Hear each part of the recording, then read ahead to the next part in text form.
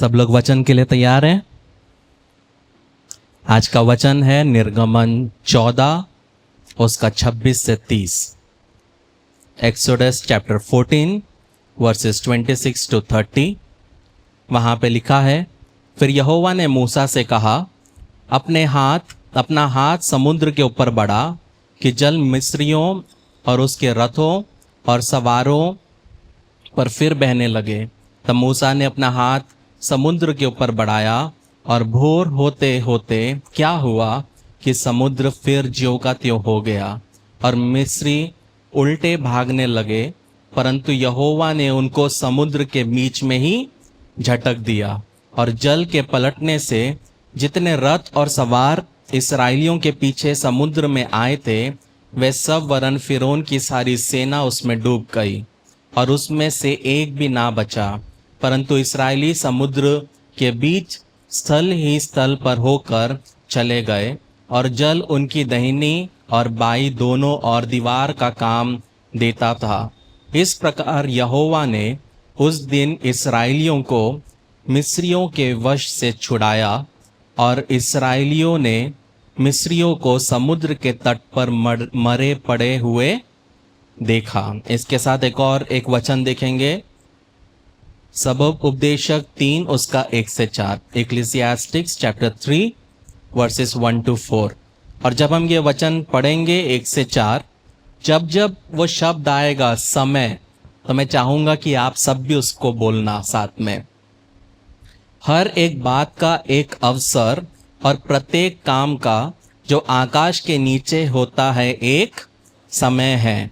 जन्म का समय और मरण का भी समय, बोने का समय और बोए हुए को उखाड़ने का भी समय है, घात करने का समय और चंगा करने का भी समय, ढा देने का समय और बनाने का भी समय है, रोने का समय और हंसने का भी समय, छाती पीटने का समय और नाचने का भी समय।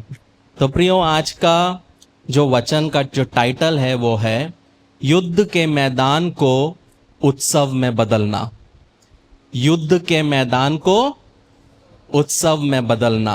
कितने लोग विश्वास करते हैं कि परमेश्वर हमारे जीवन के युद्ध के मैदान को उत्सव में बदल सकता है? हालेलुया। पिछले कई समय से आप लोगों ने सुना होगा कि मैं हमेशा एक चीज बोलता हूं, मौसम। और बहुत बार आपने सोचा होगा कि ये मौसम क्या है। हमको पता है सीजन्स हैं, लेकिन आत्मिक तौर पे ये मौसम क्या है? तो आज हम उस चीज को समझेंगे, क्योंकि शायद ये प्रश्न आप परमेश्वर से पूछ रहे होंगे कि पास्टर जी मौसम तो बोलते हैं, लेकिन ये मौसम होता क्या है? और मैं विश्वास करता हूं कि इस वचन से परमेश्वर आपसे बात करेगा। प्रियो, जब हम सिर्फ मसीह जीवन में नहीं बल्कि हम नॉर्मल जिंदगी में भी जीते हैं, तो ये मौसम जो है ये हमारे जिंदगी को आकार देते हैं। चाहे ये हमारी दुनिया हो, दिनचर्या हो, या हम कहीं पे भी जाते हैं, ये मौसम हमको क्या करते हैं? इम्पैक्ट करते हैं। जैसे जिंदगी में अलग अलग रोना गाना आता है, वैसे ही मौसम भी क्या होते हैं? समय के साथ बदलते जाते हैं। कभी जैसे गर्म होता है, कभी ठंडा होता है, वैसे ही कभी कभी जिंदगी में खुशी भी आता है और कभी कभी गम भी आता है, कभी कभी अकेलापन भी आता है। लेकिन हमको एक चीज समझना है कि परमेश्वर हमें कोई भी मौसम से यदि लेके जा रहा है तो उसके पीछे उसका एक क्या है? एक बहुत बड़ा उद्देश्य है। जैसे जैसे मैं मसीह जीवन में बड़ा हुआ, आत्मिक जीवन में बड़ा हुआ, मैंने एक चीज तो बहुत अच्छे से समझा है कि परमेश्वर मुझे कोई भी मौसम से क्यों ना लेके जाए, वो कभी भी व्यर्थ वो मौसम को होने नहीं देगा। जब दुख का पल से हम जाना नहीं चाहते, लेकिन हम बहुत सारे मौसम है जिसमें से निकलना नहीं चाहते, लेकिन प्रियो परमेश्वर क्या करता है? उस मौसम में भी हमको बहुत सारी चीजों को सिखाता है। इसलिए बहुत जरूरी है प्रियो, जब परमेश्वर हमको अलग अलग प्रकार के मौसमों से लेके जाता है तो समझना है कि ये हमें तोड़ने के लिए नहीं है, बल्कि ये हमें और बनाने के लिए है। जैसे हम जब बसंत ऋतु के बारे में देखते हैं तो बीज जो छुपे हुए रहते हैं वो क्या होते हैं, बाहर आने लगते हैं। और जैसी ही गर्मी होती है तो जो चीजें रहती है वो परिपक्व होने लगती है, चीजें पकने लगती है। वहीं पे जब पतझड़ आता है तो क्या होता है, चीजें झड़ने लगते हैं और कुछ नया बोने की तैयारी होती है। लेकिन ठंडी एक ऐसा अवसर है कि जो परिस्थिति को मारने वाला परिस्थिति रहता है। मतलब ठंडी ऐसे मौसम को दर्शाता है जहां पे चीजों को समाप्त होना चाहिए और एक अगले अध्याय का शुरुआत होना चाहिए। इसलिए प्रियो बहुत जरूरी है कि जिस तरह सर्दी में पेड़ क्या होते हैं, बहुत बार हमको लगता मर गए, पत्ते नहीं है, सूख गए, लेकिन जैसे ही बसंत आता है फिर से उसमें क्या होता है, पत्ते आने लगते हैं। धीरे धीरे वो नेचुरल साइकिल में वो चीजें होने लगती है। बहुत बार हमारे जिंदगी में जब सर्दी जैसे मौसम आते हैं तो हमको वो चीज पसंद नहीं आता, क्योंकि हम क्या करते हैं, हमें हमेशा पुराने मौसम में रहना, अच्छे मौसम में रहना हमें बहुत आवश्यक है। जैसे मैं बहुत सारे स्टेट्स में विजिट किया हूं, तो मैं जब मैसूर गया तो मैसूर एक ऐसा जगह है जहाँ पे आपको एसी की जरूरत नहीं है, जहाँ आपको फैन की जरूरत नहीं है। वेदर इतना अच्छा है और लोग वहां रहने के लिए मरते हैं। क्यों? क्योंकि क्लाइमेट बहुत अच्छा है, बहुत सूदिंग है, स्किन के लिए बहुत अच्छा है, हेयर के लिए बहुत अच्छा है। तो मैसूर का क्लाइमेट बहुत अच्छा है, लेकिन मैसूर वाला नागपुर आके नहीं रह सकता, क्योंकि यहाँ पे क्या है, बहुत गर्मी है। तो कहने का मतलब है ऐसे हमारे जिंदगी में भी पल रहते हैं जो समय के अनुसार बदलते हैं। शादी के बाद हनीमून पीरियड हमेशा नहीं रहता, फर्स्ट एनिवर्सरी हमेशा नहीं रहता, 10वां एनिवर्सरी हमेशा नहीं रहता। समय के साथ क्या होता है, चीजें बदलती है। वैसे ही प्रियो मसीह जीवन में भी अलग अलग मौसम आते हैं। क्या आपने कभी कल्पना किया है प्रियो कि कोई मौसम है ही नहीं और 12 महीने सिर्फ एक ही मौसम है? तो सोच के देखिए कि जिंदगी कैसे होगा यदि हमारे जीवन में अलग अलग मौसम ही नहीं है और सिर्फ ठंडी पड़ती है या सिर्फ गर्मी ही पड़ती है। तो परमेश्वर को पता है कि हम मनुष्य को क्या चाहिए, कैसे चाहिए, और हर एक चीज का एक वजह रखा है। बहुत बार हम परमेश्वर से दुआ करते, प्रभु जी ये दर्द के मौसम से मुझे जल्दी तू निकाल दे, ये पेशेंस का मौसम से मुझे तू जल्दी निकाल दे, मुझे रुकना बिल्कुल भी पसंद नहीं है। लेकिन प्रियो, अगर परमेश्वर हमें हमारे मौसम से जल्दी निकाल देगा तो प्रॉब्लम ये होगा कि वो मौसम के साथ जो उद्देश्य है वो उद्देश्य कभी पूरा नहीं हो पाएगा। और जल्दबाजी में क्या होगा, जो हमारे जीवन में जो हमको जड़ को पकड़ना है और जो मजबूती पाना है वो हमको मिल नहीं पाएगा। और जैसे ही हमारे जीवन में आंधी और तूफान आएगा तब हम क्या करेंगे, हम डगमगा जाएंगे और हमारा घर क्या होगा, गिर जाएगा। इसलिए प्रियो, हर एक मौसम क्या है हमारे जीवन में इम्पॉर्टेंट है, और हर एक मौसम का एक कारण भी है, उसका एक दिशा भी है, और उसका परमेश्वर में एक उद्देश्य भी है। ये चीज को समझना बहुत जरूरी है। कहने का मतलब है प्रियो कि हमारे जीवन में जितने भी मौसम से परमेश्वर हमें क्यों ना लेके जाए, एक चीज जो हमें बहुत जरूरी है वो है पेशेंस, वो है धैर्य। कहने का मतलब है ऐसे मौसम आएंगे जब हम बहुत असहज महसूस करेंगे, हम बहुत दुखद महसूस करेंगे, बहुत उलझन हमारे जीवन में होगी और हमको लगेगा कि परमेश्वर कुछ काम क्यों नहीं कर रहा। लेकिन प्रियो, इन सब मौसम के पीछे भी परमेश्वर क्या करता है, हमें तैयार करता है। तो जिस प्रकार प्रियो जो हमारे नॉर्मल मौसम है, वैसे ही बाइबल जब हम पढ़ते हैं तो हम आत्मिक मौसमों को भी हम देखते हैं। जब हम भजन संहिता 30 में पढ़ते हैं, वहां लिखा है, कदाचित रात को रोना पड़े परंतु सवेरे आनंद पहुंचेगा। ये क्या है प्रियो? ये एक अंधकार का मौसम है, एक रोने का मौसम है। और प्रियो, आज मैं बताना चाहता हूं कि ये वचन जो है हमें वायदा देता है कि रात को रोना तो है लेकिन सवेरे जरूर आएगा। मतलब हमारे जीवन में दुख आएगा, मुसीबत आएगा, लेकिन जिस तरह हम रात को सोते हैं तो सुबह हम सवेरे को देखते हैं, वैसे ही क्या होता है, हम परमेश्वर के काम को भी अपने जीवन में देखने पाएंगे।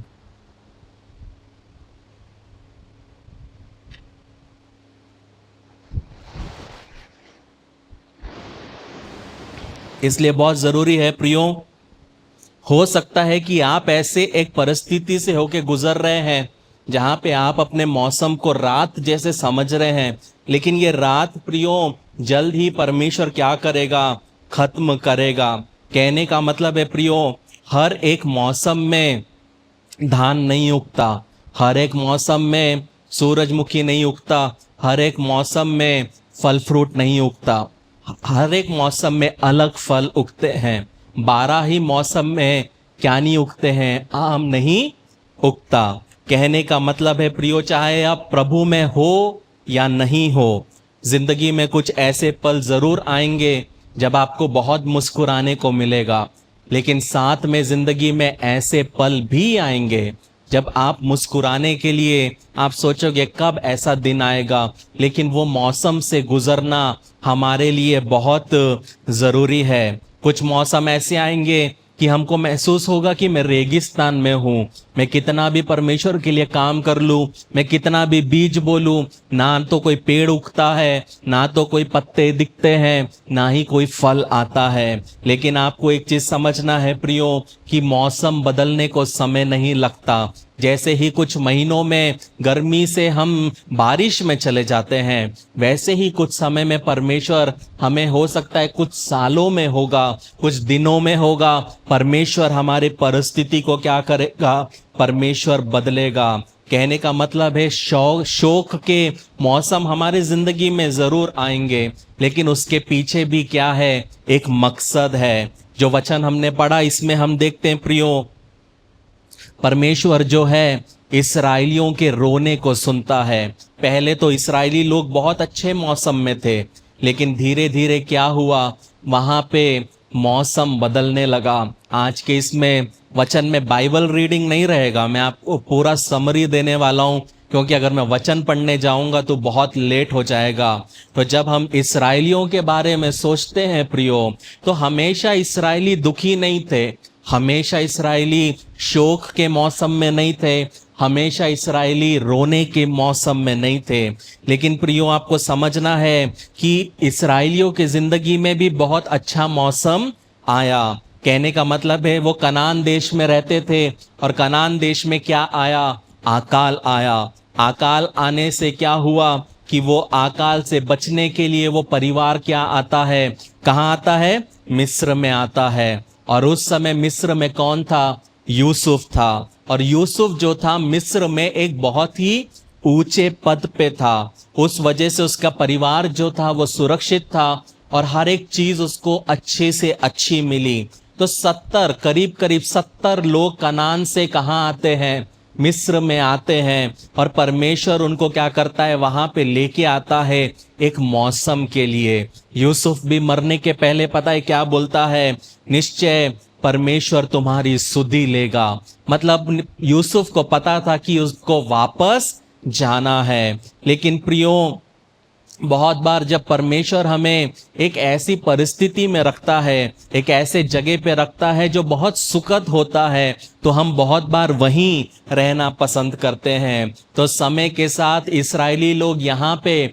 इस मौसम में क्या हो गए, ढल गए, और मिस्रियों के जैसे रहने लगे। उनको मिस्र में क्या मिला, समृद्धि मिली, उनको जमीन मिला, और परमेश्वर का प्रतिज्ञा जो था कि उनको वापस जाना है, वो क्या हो गया, धीरे धीरे वो भूलते हुए एक अस्थाई जगह पे वो परमानेंट उन्होंने अपना जगह रहने का क्या कर दिया, वहां पे डिसीजन ले लिया।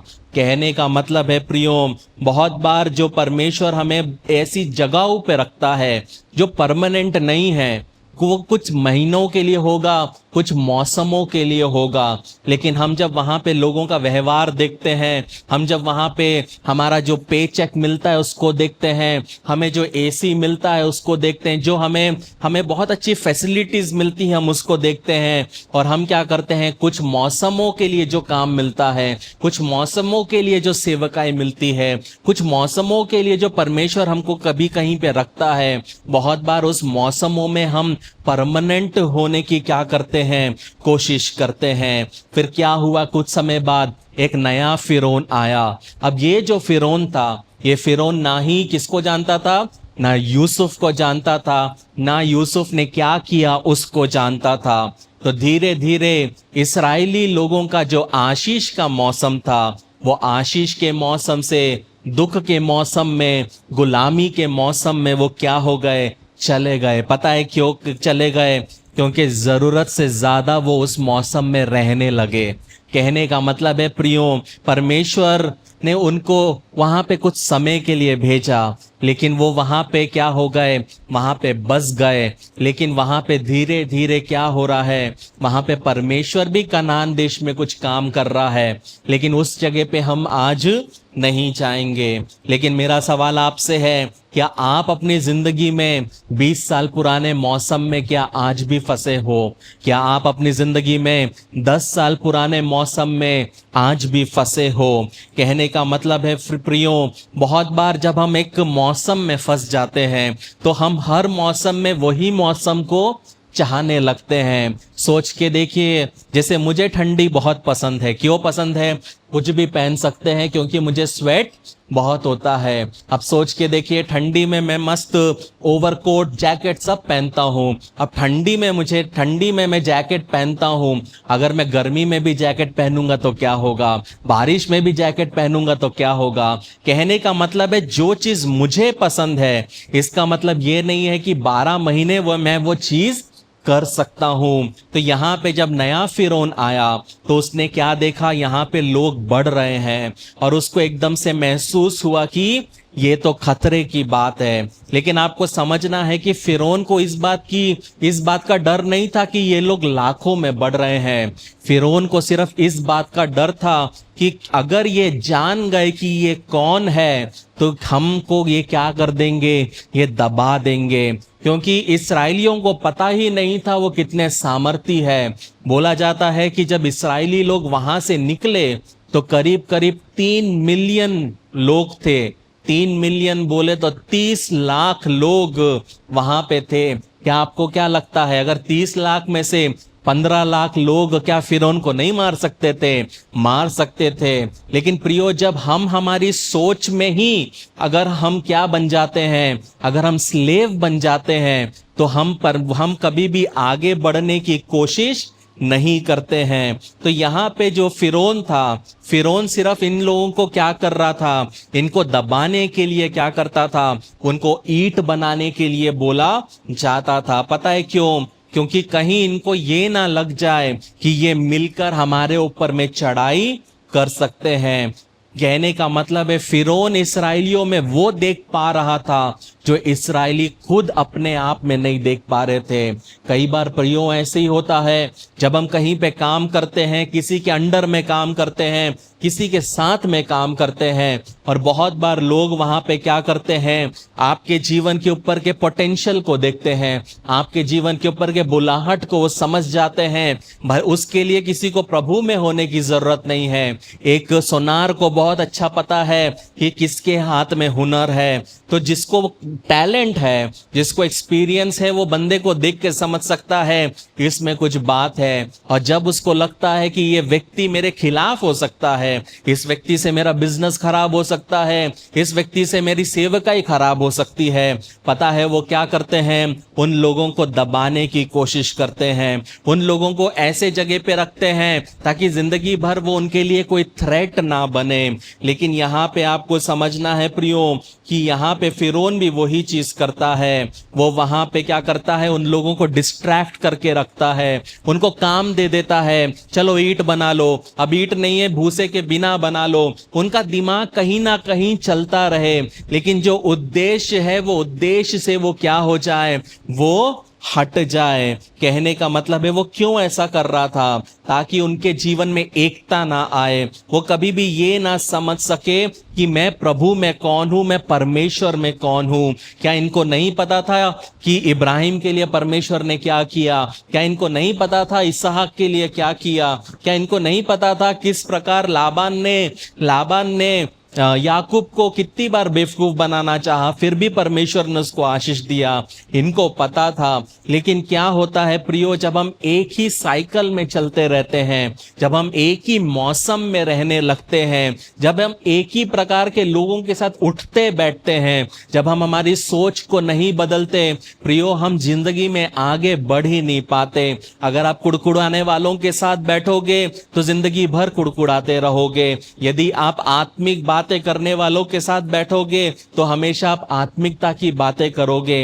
आपका सर्कल क्या है वो दिखाता है प्रियो आप किस प्रकार के व्यक्ति बन पाते हैं। बहुत बार आप सोचते हैं कि मेरे ही जिंदगी में इतना क्यों पीड़ा है, मुझे ही क्यों इतना दबाया जा रहा है। प्रियो उसका आंसर सिर्फ एक है। उसका आंसर ये है कि जिस मौसम को आपको बहुत पहले छोड़ देना था, आप उस मौसम में जरूरत से ज्यादा बैठे हुए हो, उस मौसम में जरूरत से ज्यादा आप जी रहे हो। इसलिए आपके जीवन में आप परमेश्वर के प्रतिज्ञाओं को, परमेश्वर के आशीष को नहीं देख पा रहे। जब हम जरूरत से ज्यादा प्रियो उस मौसम में रहते हैं जहां पे परमेश्वर चाहता नहीं, तब हमारे जिंदगी में क्या होता है, प्रॉब्लम्स आने लगते हैं। कहने का मतलब है, सवाल कई बार खुद से पूछना है, क्या अनजाने में तो मैंने अपने आप को जंजीरों में नहीं डाल दिया?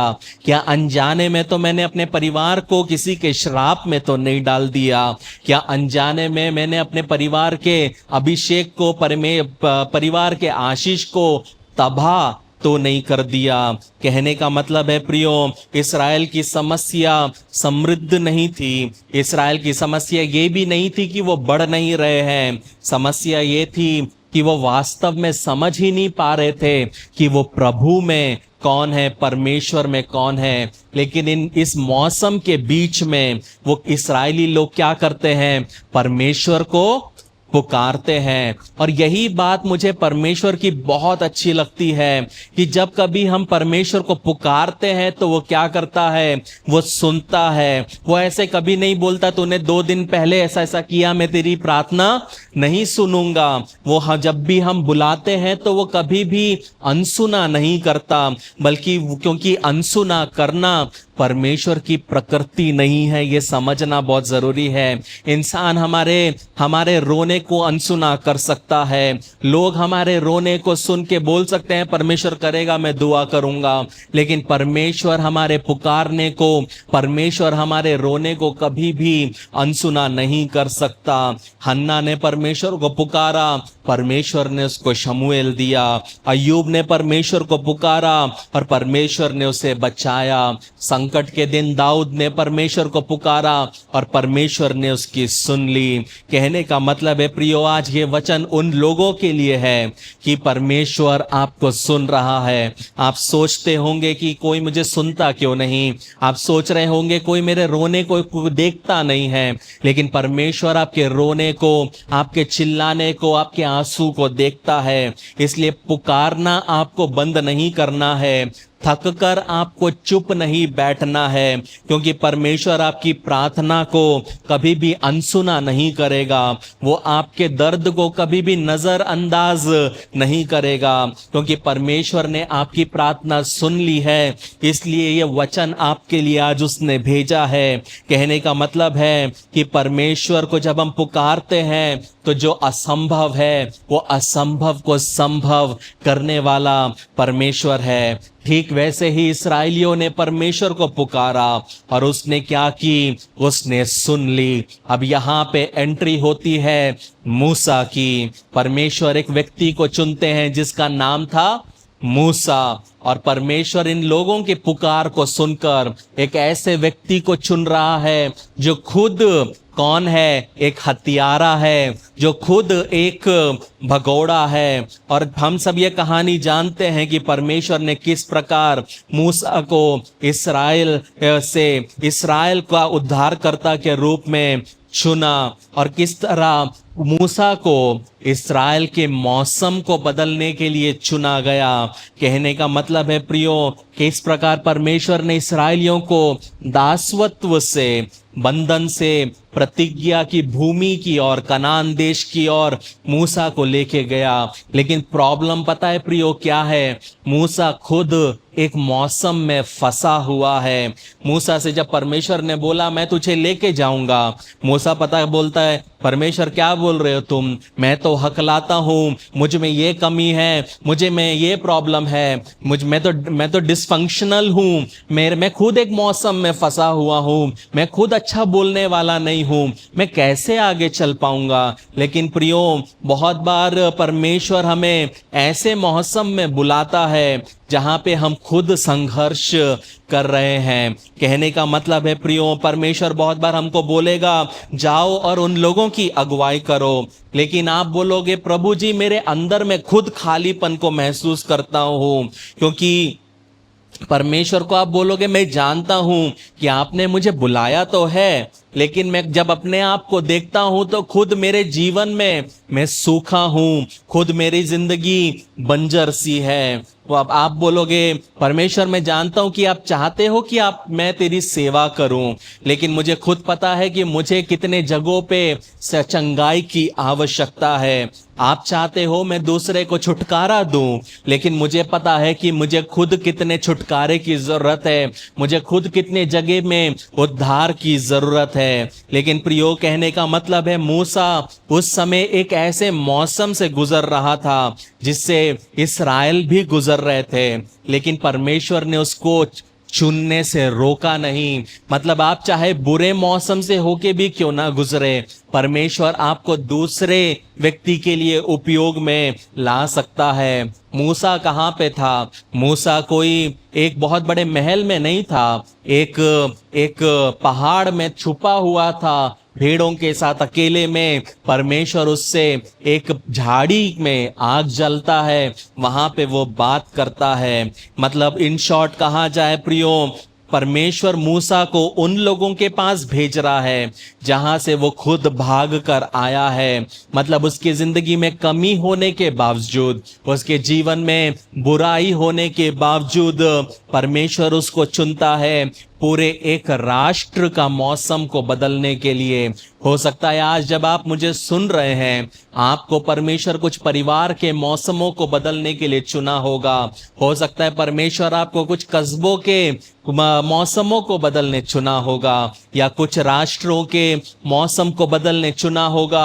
आप सोच रहे होंगे प्रभु जी मैं खुद यहाँ बैठा हूँ, मुझे पता है कि मैं कितना पानी में हूँ, मुझ में कितनी कमियां हैं। लेकिन आपको एक चीज समझना है, परमेश्वर उनको ही बुलाता है जिनके जीवन में कमियां है, क्योंकि जिनके जीवन में कमियां है उनके जीवन में नम्रता दिखती है। जो दूध के धुले हुए अपने आप को समझते हुए चलते हैं, जो अति पवित्रता में चलते हैं, उन फरीसी और सदूकियों को परमेश्वर चुन नहीं पाता, लेकिन चुंगी लेने वालों को, वैश्याओं को, जो पाप में पड़े हैं, ऐसे लोगों को परमेश्वर क्या करता है? अपने राज्य के लिए उपयोग में लाता है। तो यहाँ पे हम देखते हैं प्रियो कि मूसा इस्राएल इजिप्ट में जाता है। मूसा मिस्र में जाके राजा को बोलता है कि परमेश्वर ने बोला है मेरी प्रजा को जाने दो, और फिरौन क्या करता है? फिरौन मना कर देता है। लेकिन जब 10 विपत्तियां आती है,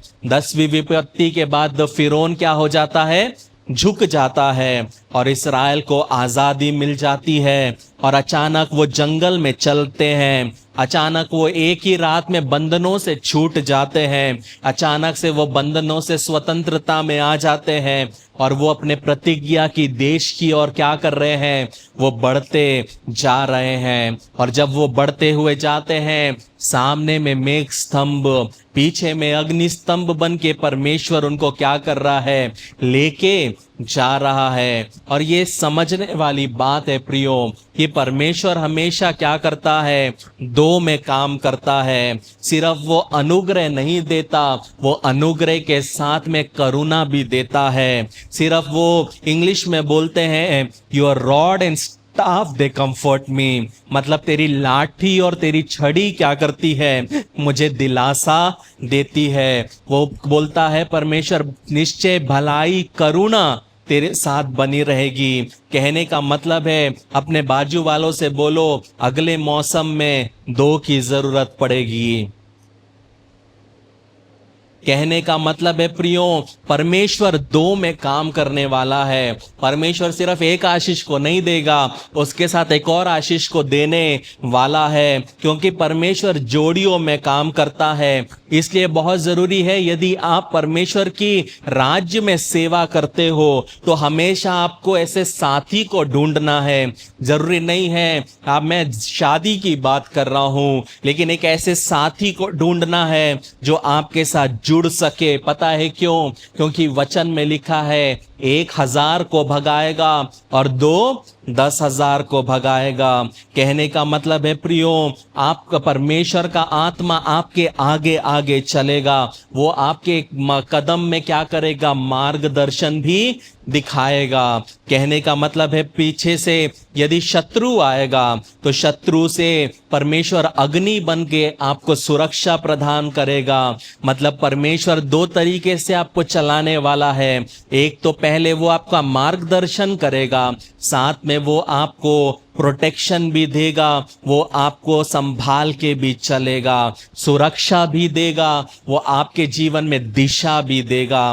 कहने का मतलब है प्रियो, अगले जीवन के अध्याय में परमेश्वर जो कईयों को एक अलग मौसम में लेके जाना चाहता है, आपको एक समझना है कि परमेश्वर को पता है जिस प्रकार इस्राएली लोग मिस्र से दूसरे जगह में जा रहे हैं, परमेश्वर को पता है 400 साल से ये लोग बहुत साल से यहाँ पे है। परमेश्वर को पता है कि ये जो रोड है इनको पता नहीं है, इसलिए परमेश्वर क्या करता है? उनको क्या करता है? मार्गदर्शन करता है। इसलिए जरूरी है ये समझना कि आप जहां भी जाओगे परमेश्वर आपके साथ साथ चलेगा। इसलिए आपको चिंता करने की जरूरत नहीं है, सिर्फ आपको क्या करना है? उसका आत्मा का अनुसरण करना है। जिस प्रकार इस्राएली लोग बादल का अनुसरण करते थे, यदि आप आत्मा का अनुसरण करते हुए चलते जाओगे, आपको जहां पहुंचना है वहां पे वो क्या करेगा?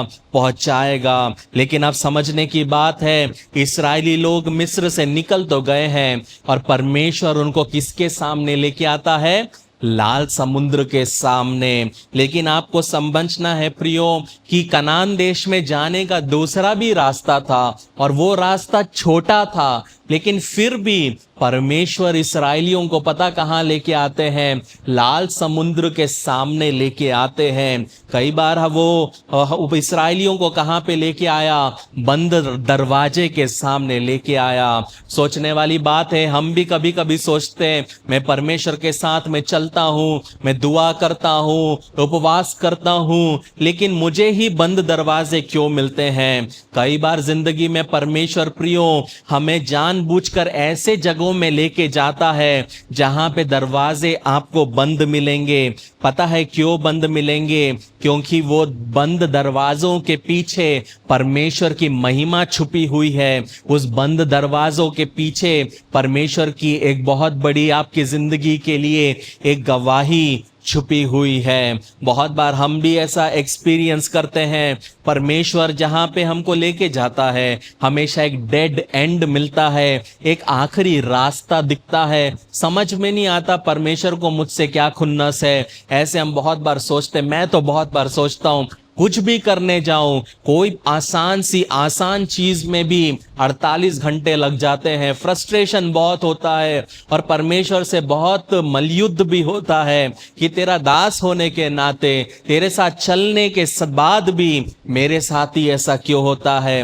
लेकिन पता है प्रियो, वैसा जब जिंदगी में होता है, हर एक बार मैंने एक चीज सीखा है, परमेश्वर कुछ नया सिखाता है। जो पता नहीं था वो नया सिखाता है, जो कर नहीं सकता था वो नया करना सिखा देता है। जो क्वालिटीज पता नहीं थी, कोई बिजनेस फील्ड पता नहीं थी, कुछ अपॉर्चुनिटीज पता नहीं थी, वो परमेश्वर उस सर्कमस्टेंसेस के थ्रू बता देता है। इसलिए प्रियो, जब जिंदगी में फ्रस्ट्रेशन आए, जब परमेश्वर आपको लगे कि परमेश्वर ने दरवाजे बंद क्यों कर रहा है। आपको समझना है वो बंद नहीं कर रहा है प्रियो, वो आपको कुछ सिखाने के लिए अनुभव दे रहा है। इसलिए जब आप परमेश्वर के साथ चले तो उसकी अगुवाई पे क्या करें, उसकी अगुवाई पर आपको क्या करना है, भरोसा करना है। यीशु मसीह भरोसा मेरा गाना बहुत आसान है, लेकिन भरोसा करके आंख मूंद कर चलना प्रभु के साथ ये बहुत कठिन है प्रियो।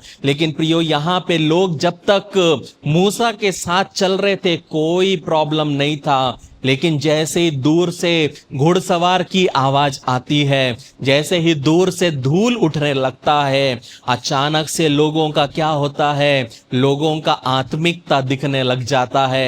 पहले तो प्रभु कितना महान है गाने लग गए थे, लेकिन जैसे ही पीछे से मिस्र की सेना आने लग गई, एकदम से जो उनके लिए नबी बन गया था, उसी नबी का कॉलर पकड़ के उसको बोलते हैं कि तू हमें क्या जंगल में मरने लाया है। कहने का मतलब है प्रियो, जब तक अच्छा चलता है सब साथ रहेंगे, लेकिन जैसे ही कुछ बुरा होगा, आपकी गच्ची पकड़ने के लिए, आपका गला दबाने के लिए आपको बाहर जाने की जरूरत नहीं है, आपके अपने ही आ जाएंगे कि आपका गला दबाने के लिए। अचानक से सब लोग मूसा से नाराज हो जाते हैं और मूसा खुद मन में सोचता है, भाई मेरी क्या गलती, जिस मेघ के पीछे तुम चल रहे हो, जिस बादल के पीछे तुम चल रहे हो, मैं भी उसी बादल के पीछे चल रहा हूं। जो वो बोलता है वही मैं सुन रहा हूं, मैं थोड़ी अपने मन का कर रहा हूं। कहने का मतलब है यहाँ पे लोग मूसा को दोष देने लगे। बेहतर होता कि हम अगर मिस्र में ही रहते, भले वहां खाना कम मिलता, एटलीस्ट वहां पे छत तो थी। हाँ, हम वहां पे स्लेव्स थे, हाँ वहां पे हमको मजदूरी करने पड़ती थी, लेकिन वहां पे टेस्टी खाना भी था, वहां पे शलगम भी था, अदरक भी था, लहसुन भी था। यहाँ पे तुम कहाँ पे हमको लेके आ गए। अचानक से उनको मिस्र देश की सहूलियत उनको क्या आने लगी, याद आने लगी। अचानक से उनको समझ में आया कि परमेश्वर के साथ चलना आसान नहीं है, परमेश्वर के कामों में कठिनाई आती है, उसका अनुसरण करने में चुनौतियां आती है। और उनमें बहुत से लोग क्या हो गए थे, तैयार हो गए थे कि वो पुरानी जिंदगी में चले जाए। लेकिन प्रियो आपको समझना है, आज यहाँ पे बैठे कुछ लोगों के अंदर में ये सोच होगी ये कि हो सकता है क्यों ना मैं पुरानी जिंदगी में वापस क्यों ना चले जाऊं मैं, क्योंकि वहां कम से कम जाना पहचाना एनवायरनमेंट तो होगा और उस चलना आसान भी नहीं होगा, लोग इतना बोलने भी नहीं जाएंगे। क्यों ना मैं वहीं पे चले जाऊं जहां से मैं आया था, जहां से मैं आई थी। लेकिन आज इस वचन के द्वारा परमेश्वर का आत्मा एक चीज बोलना चाहता है कि जहां तुम हो वहां रुके रहो, पीछे मत मुड़ो, क्योंकि परमेश्वर ने एक रीजन से, परमेश्वर ने जहां आप हो, परमेश्वर ने आपको रखा है। मूसा लोगों से कहता है शांत रहो, खड़े रहो, देखो परमेश्वर एक अद्भुत काम करने वाला है। जब हम 13वां वचन पढ़ते हैं, मूसा लोगों से कहता है डरो मत, खड़े खड़े वहां उद्धार का काम देखो जो यहोवा आज तुम्हारे लिए करेगा, क्योंकि जिन मिस्रियों को तुम आज देखते हो उनको फिर कभी ना देखोगे। यहाँ पे आपको देखना है प्रियो कि यहाँ पे मूसा उनको बोलता है शांत रहो, उन दुश्मनों से डरने की जरूरत नहीं है, क्योंकि परमेश्वर खुद तुम्हारे लिए लड़ेगा। लेकिन आपको एक चीज समझना है प्रियो, बहुत बार हमारे सामने जब हमारे विरुद्ध के लोग आ जाते हैं, हमें घेर लेते हैं, हमको लगता है कि मैं हार जाऊंगा। लेकिन यदि परमेश्वर आपके साथ है और यदि आप सच्चाई, खराई और ईमानदारी से उसके साथ चल रहे हैं, तो आपको एक चीज समझना है, यदि मौत आपके 1 इंच करीब भी आ जाए, वो मौत आपको छू नहीं सकती, क्योंकि परमेश्वर के अनुमति के बिना कुछ भी आपकी जिंदगी में हो नहीं सकता। मूसा वहां पे कहता है शांत रहो, खड़े रहो, क्योंकि परमेश्वर के उद्धार को तुम देखोगे और परमेश्वर लड़ेगा। लेकिन आपको समझना है प्रियो, आपको मन में शांति बनाए रखना है। चाहे कुछ भी क्यों ना हो, परमेश्वर ने जो शांति दिया है, शैतान उसी को चुराना चाहता है। अपने पड़ोसी को हिला के बोलो, अपने शांति को थामे रहो, उसे जाने मत दो। अपनी शांति को थामे रहो, उसको जाने मत दो। मूसा लोगों को बोलता है, डरो मत, खड़े रहो। और यहाँ पे बहुत एक रोचक मोड़ आता है। यहाँ पे क्या होता है पता है? मूसा परमेश्वर से दुआ करने लगता है। अब तक क्या हो रहा था, समझना है ध्यान से। अब तक क्या हो रहा था, मूसा को परमेश्वर बोलता था और परमेश्वर 10 विपत्तियां कर दिया। अब मूसा को क्या हो गया, एक आदत सी हो गई है, जो परमेश्वर बोलेगा मैं वो बोलूंगा, हो जाएगा। लेकिन अब यहां मूसा के जीवन में एक मौसम बदलने वाला है। और वहां पे जब हम 15वां वचन में आते हैं, मूसा परमेश्वर से दुहाई देता है और यहोवा मूसा से कहता है, तू क्यों मेरी दुहाई दे रहा है? इस्राएलियों को आज्ञा दे कि यहां से कूच कर। मतलब ये प्रार्थना करने का समय नहीं है, मुझे दुहाई देने से अब कुछ नहीं होने वाला, अब तुझे आज्ञा देने का समय है। कहने का मतलब है प्रियो, बहुत बार प्रियो जो चीज हमको करना है, हम वो करने के बजाय हम सोचते रहते हैं, परमेश्वर तू मेरे लिए क्यों कुछ नहीं करता। प्रियो, आपको कुछ करना है तो उसके लिए आपको निकलना भी पड़ेगा। कहने का मतलब है प्रियो, आपको पहला कदम उठाना बहुत जरूरी है।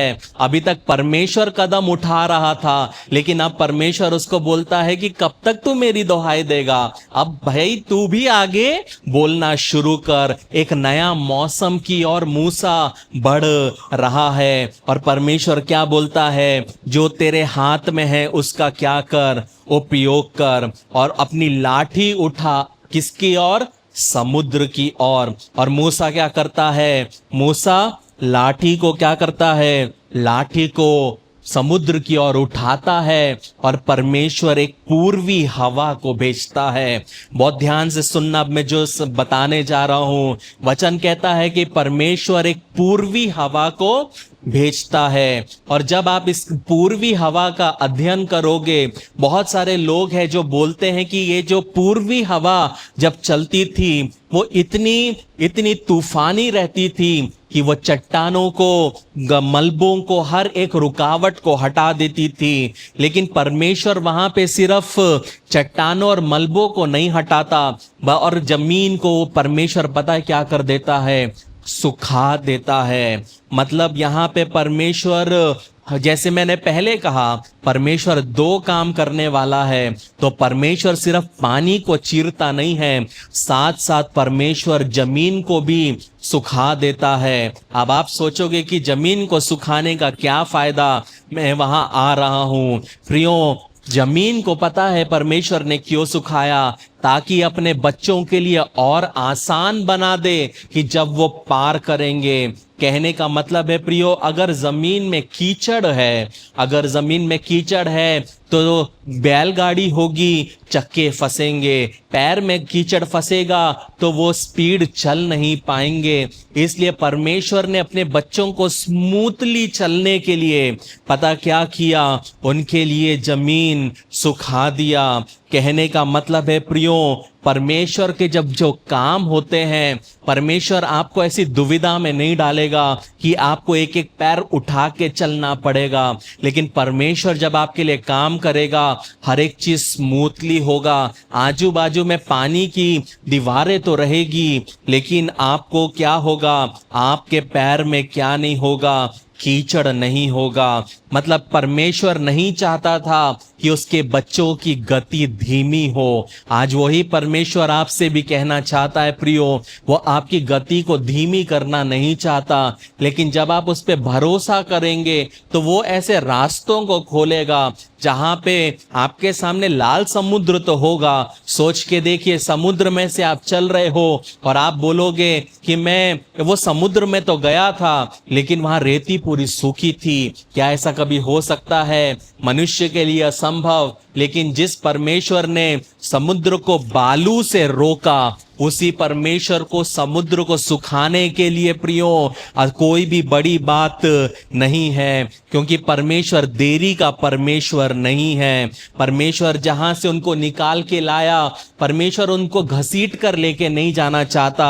परमेश्वर चाहता है कि वो बिना कीचड़ के आगे चले। आपके बाजू वाले को थोड़ा बोलो, मेरे पैरों में कोई कीचड़ नहीं है, अगले मौसम में मैं कीचड़ में नहीं चलूंगा, मेरे पैरों में कोई कीचड़ नहीं है। कहने का मतलब है प्रियो, परमेश्वर आने वाले मौसम में आपको कीचड़ में से नहीं लेके जाना चाहता। परमेश्वर आने वाले मौसमों में एक सूखी भूमि में से लेके जाना चाहता है। यहाँ पे आपको समझना है प्रियो। लेकिन एक चीज जो मुझे थोड़ा सा समझने में मुश्किल हुआ, वहां पे ये था कि परमेश्वर ने तुरंत लाल समुद्र को बंद क्यों नहीं किया। जैसे ही इस्राएली लोग उसको क्रॉस कर लिए, लाल समुद्र को, परमेश्वर ने क्या किया, समुद्र को आने नहीं दिया। और लेकिन परमेश्वर ने क्या किया, फिरौन की सेना की गति को क्या किया, फिरौन की सेना की गति को और स्लो कर दिया। कहने का मतलब है प्रियो, यहां पे जब हम 26 से पढ़ते हैं, वहां पे हम देखते हैं 23 से पढ़ेंगे तब वहां लिखा है, तब मिस्री अर्थात फिरौन के सब घोड़े, रथ और सवार उनका पीछा किए हुए समुद्र के बीच से चले गए।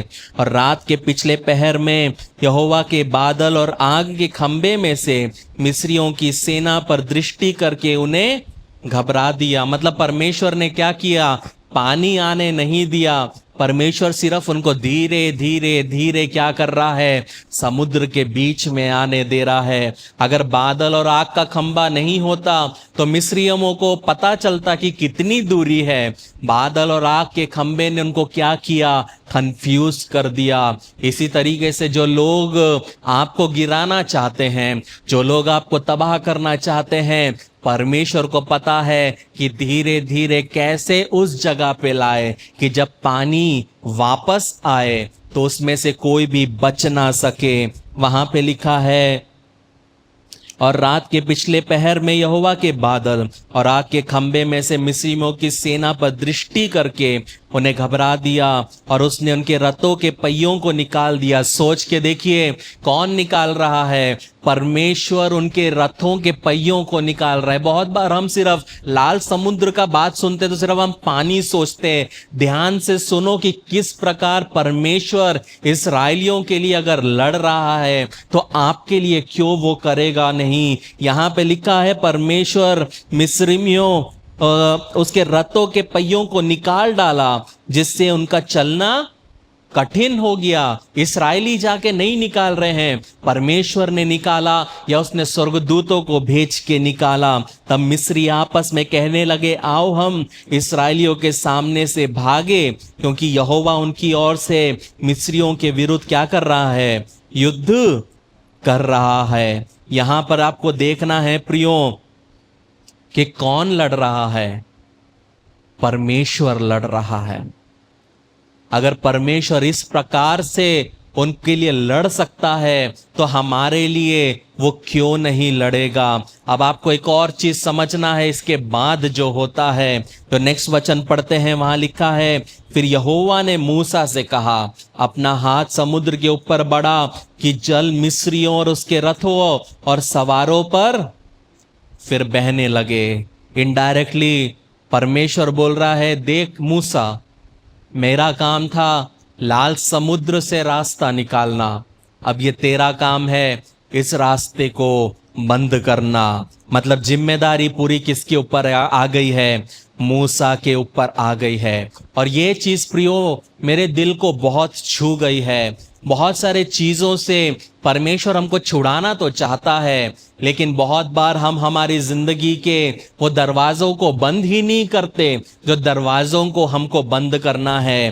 कहने का मतलब है प्रियो कि बहुत बार परमेश्वर हमारे लिए कोई दरवाजा खोलता है हो सकता है वो दरवाजा सेवकाई का हो सकता है वो दरवाजा कोई जॉब का हो सकता है कोई दरवाजा कोई बिजनेस का हो। लेकिन सेवक वहां पे क्या होता है, हमें बस अपना जॉब करना था, हमें बस अपना बिजनेस करना था, हमें बस अपना सेवकाई करना था, वापस आना था। लेकिन बहुत बार हम क्या कर लेते हैं, सेवकाई में जाके वहां पे रिश्ते बन जाते हैं, जॉब में जाते हैं तो रिश्ते बन जाते हैं, बिजनेस में जाते हैं तो रिश्ते बन जाते हैं। जो रास्ता खोला था कुछ मौसमों के लिए, हम वो मौसमों को अपने जिंदगी में परमानेंट कर लेते हैं। और बहुत बार क्या होता है, जिंदगी भर हमारे जीवन में सिर्फ रोना और गाना रहता है। इसलिए प्रियो, यहाँ पे मूसा को परमेश्वर क्या बोल रहा है कि अपना हाथ समुद्र के ऊपर बढ़ा कि जल मिस्रियों और उनके रथों और सवारों पर फिर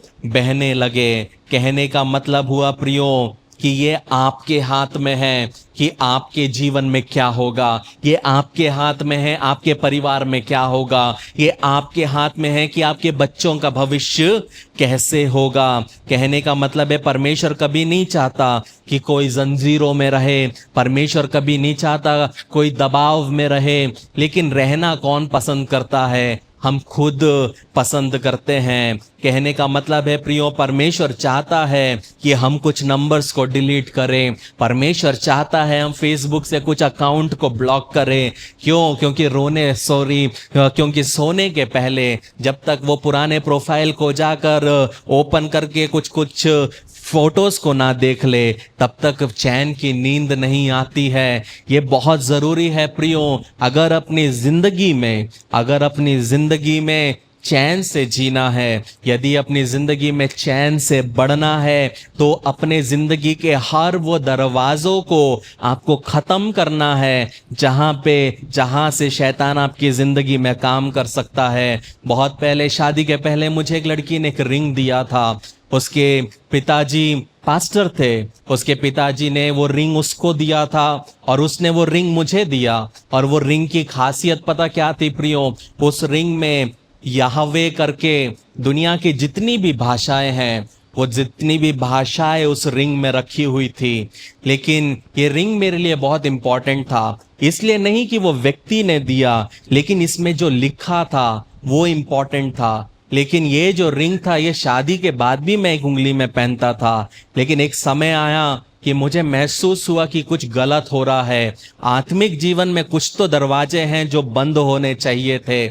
और मुझे याद है वो दिन कि वो इतना इंपॉर्टेंट रिंग था, मैंने बोला इससे बेहतर रिंग परमेश्वर मुझे दे देगा, वो यहोवा मेरे अंदर बसता है। मैंने आज, मुझे याद है, घर के बालकनी से मैंने उसको बाहर फेंक दिया। कहने का मतलब है प्रियो, इस तरह की छोटी छोटी दरवाजे जब हम हमारी जिंदगी में रखते हैं, तो शैतान उसका हक मार के सिर्फ हमारे परिवार में नहीं घुसता, हमारे बच्चों के जिंदगी में भी घुसता है, हमारे आने वाले पीढ़ियों में भी वो क्या करता है, वो घुसता है। प्रियो, आप सुने बोलेंगे ऐसा कहाँ बाइबल में लिखा है।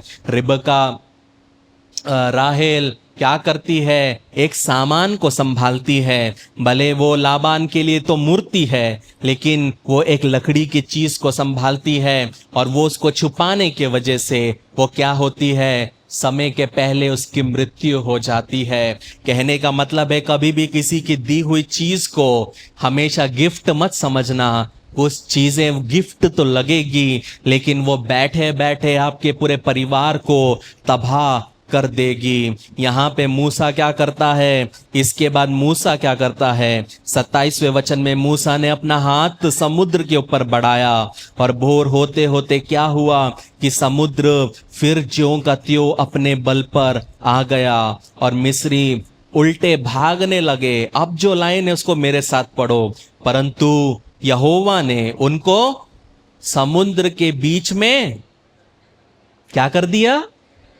कितने लोगों ने बेडशीट झटका है अपनी जिंदगी में, कितने लोगों ने शट को झटका है। सिर्फ वहां पे प्रियो पानी वापस नहीं आ रहा है, वहां पे परमेश्वर के हाथ को आप काम करते हुए देख सकते हैं। इसलिए जब बाइबल पढ़ते हो तो इत्मीनान से पढ़ो, मैं क्या बोलूंगा उसको, सिंपल पढ़ो, धीरे धीरे पढ़ो, ताकि आपको चीजें समझ आए। फॉर्मेलिटी के लिए बाइबल पढ़ोगे तो ये लाइन क्या है आप क्या करोगे, मिस कर सकते हो। परमेश्वर ने उनको क्या किया, झटक दिया। वैसे ही प्रियो कुछ लोग आपकी जिंदगी में चढ़ने की कोशिश कर रहे हैं, कुछ लोग आपके परिवार में चढ़ने की कोशिश कर रहे हैं, उनको चढ़ने दो। परमेश्वर सही समय पे उनको भी क्या कर देगा, झटक देगा। आपको टेंशन लेने की जरूरत नहीं है, अपने मैटर्स को खुद अपने हाथ में मत लो, परमेश्वर के हाथ में देना बहुत जरूरी है। लेकिन आपको समझना है कि जब मूसा ने हाथ उठाया, हम लोग एनिमेशन में देखते हैं, मूवीज में देखते हैं, पानी एकाएक पूरा आ जाता है। लेकिन यहाँ पे क्या लिखा है, भोर होते होते क्या हुआ, पानी ज्यों का त्यों हो गया।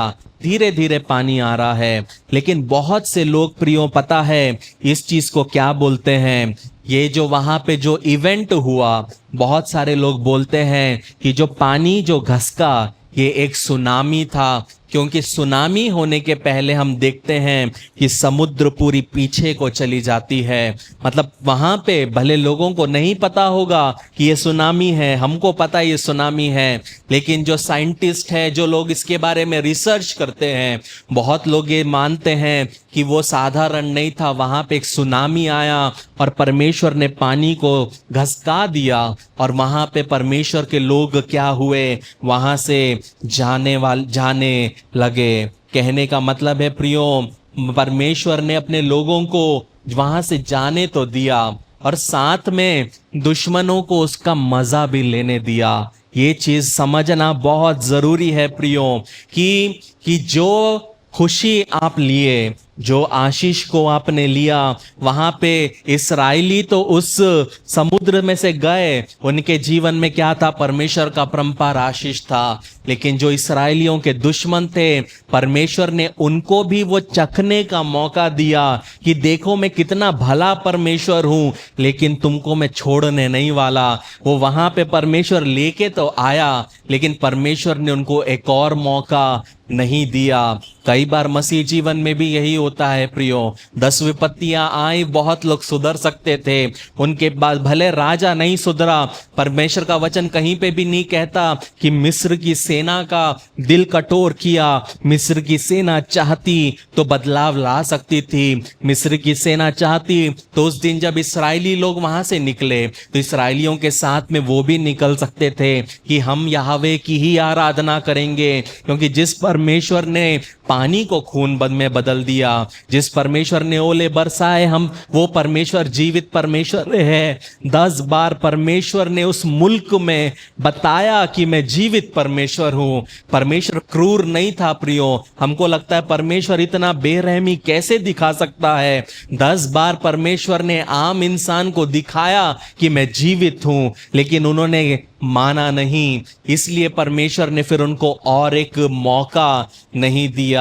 और क्या हुआ प्रियो, वहां पे जो हुआ वो हुआ। जब सब समाप्त हो गया तब आखिरी वचन लिखा है, और जब जल के पलटने से जितने रथ और सवार इस्राएली के पीछे समुद्र में आए थे, सो वे सब वरन फिरौन की सेना, सारी सेना उसमें डूब गई और उनमें से एक भी ना बचा। जब हम 29वां वचन पढ़ते हैं, वहां लिखा है, परंतु इस्राएली समुद्र के बीच स्थल ही स्थल होकर पार चलते गए और जल उनकी दाहिनी और बाएं दोनों और दीवार का काम देता था। आखिरी वचन जब हम पढ़ते हैं, वहां लिखा, इस प्रकार यहोवा ने उस दिन इस्राएलियों को मिस्रियों के वश में छुड़ाया और इस्राएलियों ने मिस्रियों को समुद्र के तट पर मरे पड़े हुए देखा। यहाँ पे प्रियो एक चीज समझना है प्रियो, कि हमने कुछ मौसमों को पढ़ा था।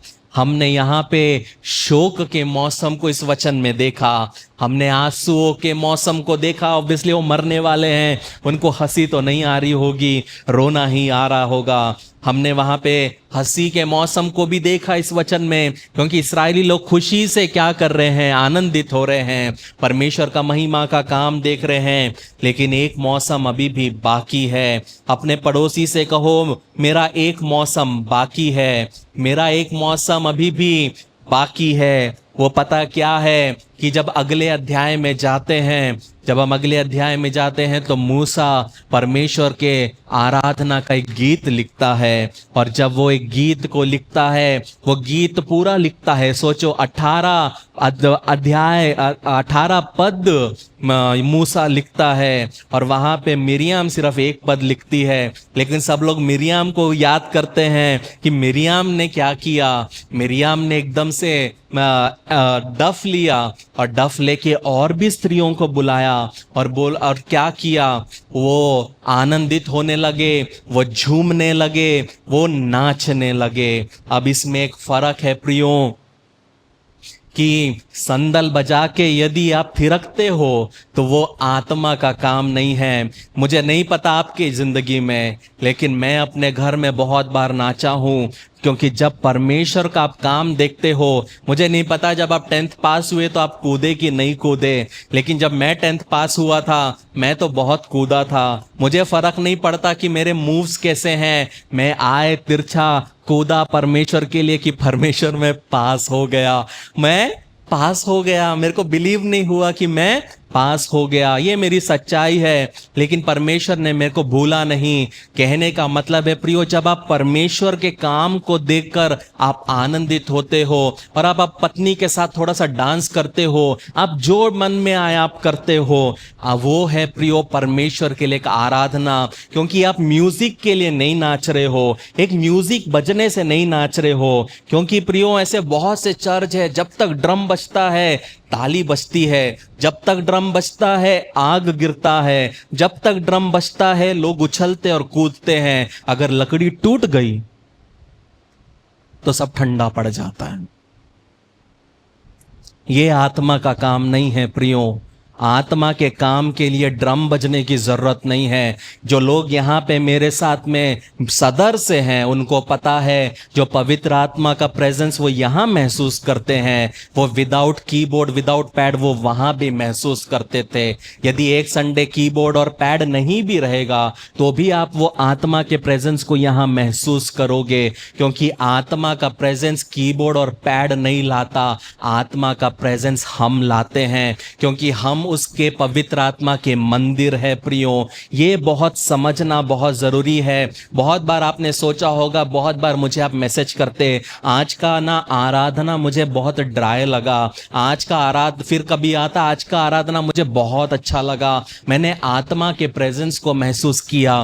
प्रॉब्लम आराधना में नहीं था, प्रॉब्लम इस मंदिर में था। यदि आप अपने आप को तैयार करके आओगे तो आप उसके सामर्थ को, उसके आत्मा को महसूस कर पाओगे। लेकिन आप 12 बजे तक मूवी कंप्लीट करोगे, फिर नहाने जाओगे, और नहाने के बाद सोचोगे कि 5 बजे है, मैं 2 एपिसोड देख लेता हूं स्क्विड गेम का, और फिर उसके बाद मैं चर्च आ जाऊंगा, और फिर बोलोगे मुझसे बात कर और गहराई से बात कर, गहराई से बात कर।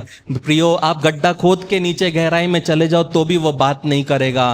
कहने का मतलब है प्रियो, आत्मा के काम के लिए आत्मा की गलती नहीं है। बहुत लोग हंस रहे हैं, उनका चेहरा समझ रहे हैं कि उनको क्या मैं बता रहा हूं। आत्मा के काम के लिए प्रियो एलिस इंपॉर्टेंट नहीं है, रोशन मैटर नहीं करता, अदोनी या मनीष मैटर नहीं करता। अगर आप यहां से खाली जा रहे हैं क्योंकि आप ऑलरेडी इतना शैतान का भर के आ रहे हैं कि अंदर कुछ जा ही नहीं सकता। लेकिन कुछ लोग हैं जो हर संडे यहाँ से भर के जाते हैं। वो क्यों जाते हैं? क्योंकि वो अपने आप को खाली करके आते हैं। वो जब आप खाली करके अपने आप को आओगे तब आप यहाँ से भर के ही जाओगे। ये समझना बहुत जरूरी है। यहाँ पे प्रियो, ये मिरियाम बोलते अपने सभी लोगों को बोलती है आओ। क्या यहाँ पे ऐसा कोई व्यक्ति है जो दूसरों को बोल सकता है आओ? पता है क्यों आओ? क्योंकि तुमने भी वही देखा जो मैंने देखा। मैंने लाल समुद्र को फटते हुए देखा, तो वही लोग मेरे साथ आएंगे जिनने लाल समुद्र को फटते हुए देखा है। क्योंकि जिसने परमेश्वर के काम को देखा है वही परमेश्वर के गवाही को सुनना पसंद करेगा। जिसके जीवन में गवाही है ही नहीं, वो प्रॉपर वहां पे पीछे बैठ के इंस्टाग्राम में नोटिफिकेशन देखेगा, लेकिन आधा घंटा हो गया एक नोटिफिकेशन नहीं है। क्योंकि तुम कुछ बन ही नहीं पा रहे। क्यों नहीं बन पा रहे? क्योंकि तुम परमेश्वर को प्रथम स्थान दे ही नहीं पा रहे। कहने का मतलब है प्रियो कि जब आप परमेश्वर को प्रथम स्थान दोगे और जब आप उसकी गवाही से जुड़ोगे, तब परमेश्वर ऐसे लोगों को जोड़ेगा जो आपकी गवाही से अपनी गवाही को क्या करेंगे? रिसेंबल करेंगे। हर एक व्यक्ति आपको अच्छा नहीं लगेगा और हर एक व्यक्ति आपको पसंद भी नहीं करेगा, लेकिन जिस व्यक्ति ने परमेश्वर के काम को अपने जीवन में देखा है वो आपके साथ 4 बजे तक दुआ कर सकता है। वो आपके साथ बैठकर परमेश्वर ने जो आपके जीवन में काम किए वो सुन सकता है। पता है क्यों? एक्साइटमेंट है। लेकिन जिसके जीवन में परमेश्वर ने कुछ काम ही नहीं किया, जिसके जीवन में कोई एक्सपीरियंस है ही नहीं, उसको आप परमेश्वर का कितना बड़ा भी काम बता दो, वो आपके मुंह में यौन कर देगा, वो उबासी ले लेगा। कहने का मतलब है प्रियो, आने वाला जो समय है प्रियो, यहाँ पे एक स्तुति का समय है। आने वाला मौसम प्रियो एक स्तुति का मौसम है। कहने का मतलब है प्रियो, परमेश्वर ने जिस तरह इस्राएलियों के मौसम को बदला, वो हमारे मौसम को भी बदलना चाहता है। लेकिन सिर्फ मैटर यही करता है प्रियो, मैटर यही करता है हम कितने तैयार हैं। प्रियो, सिर्फ सर में कपड़ा रखने से अभिषेक नहीं उतरेगा, सिर्फ सूट पहनने से अभिषेक नहीं उतरेगा, सिर्फ साड़ी पहनने से अभिषेक नहीं उतरेगा, कोई प्रकार से क्लीन शेव रहने से अभिषेक नहीं उतरेगा, व्हाइट शर्ट और ब्लैक पैंट पहनने से अभिषेक नहीं उतरेगा। अभिषेक उतरना है, परमेश्वर के काम को देखना है, वो सिर्फ एक ही चीज से हो सकता है। पता है वो क्या चीज है? पवित्रता, पवित्रता, पवित्रता। यदि आपके रिश्ते में पवित्रता है, उस रिश्ते में परमेश्वर की आशीष होगी। यदि आपके परिवार में पवित्रता है, उस परिवार में परमेश्वर का काम होगा। यदि आपके बच्चों के साथ आप एक पवित्र रिश्ते को निभाओगे, वो पवित्र रिश्ते में परमेश्वर का काम होगा। यदि आप अपने बच्चे को बचपन से baa baa black ship सिखाओगे, twinkle twinkle little star सिखाओगे, लेकिन बाइबल से कुछ नहीं सिखाओगे, तो वहाँ पे परमेश्वर का काम उस बच्चे में नहीं आएगा। वहाँ पे परमेश्वर की आवाज़ वो छोटा बच्चा नहीं सुन पाएगा। लेकिन जब आप उस छोटे से बच्चा भले सुने ना या ना सुने, मैं हमेशा क्यों बोलता हूँ, चाहे आपका बच्चा 2 साल का है, चाहे आपका बच्चा 12 साल का है, चर्च में क्यों आना है उसको? क्योंकि भले आप सोचो कि मेरे बच्चे को क्या समझ रहा, नहीं, उसके अंदर कान में वचन घुस रहा है। भले वो आज समझ नहीं पाएगा, लेकिन ये वचन जो उसके मन में घुस रहा है, दिमाग में घुस रहा है, ये बहुत इंपॉर्टेंट है। ये वचन जो है, ये वो बीज है, ये वो बीज है जो आज ग्रो नहीं करेगा, लेकिन उसका एक मौसम आएगा, वो बीज ग्रो करेगा। परमेश्वर हर चीज नहीं करेगा, नए मौसम में हमको करना है। हम ये सोचेंगे परमेश्वर मन बदलेगा, नहीं बदलेगा, आपको करना है। और यही आज का वचन का क्या है? सारांश है। परमेश्वर इन वचन से आपको आशीषित करे। आमीन। तो आप विवाह के लिए आगे कदम बढ़ाने को तैयार हैं। बधाई। इससे पहले कि आप अपनी शादी के दिन की तैयारी में जुट जाएं, योजना बनाएं और परेशान होने लगें, एक सबसे महत्वपूर्ण बात न भूलें, आपकी शादी। एक अध्ययन के अनुसार विवाह पूर्व परामर्श या वैवाहिक थेरेपी पूरा करने वाले जोड़ों में तलाक की संभावना 31% तक कम होती है और कोर्टशिप टू मैरिज इसमें आपकी मदद करता है। हमारे कोर्स और पाठों में विवाहित जीवन के संघर्षों, वास्तविकताओं और रोजमर्रा की दिनचर्या जैसे कई विषय सम्मिलित किए गए हैं। इस कार्यक्रम पर कई जोड़ों का भरोसा रहा है जो जिंदगी के इस नए स्तर पर जाने के लिए तैयार हैं। लेकिन इसके लिए सिर्फ हमारी बात को ही न माने, आप अपना पहला पाठ मुफ्त सीख सकते हैं। एक बार जब आप कोर्टशिप टू मैरिज के साथ रजिस्ट्रेशन करते हैं, तो आप हमारी 30 दिन की मनी बैक गारंटी द्वारा भी सुरक्षित रहते हैं और आप तैयार हैं एक सुखी वैवाहिक जीवन के लिए। courtship2marriage.com पर आज ही अपना पहला लेसन शुरू करें।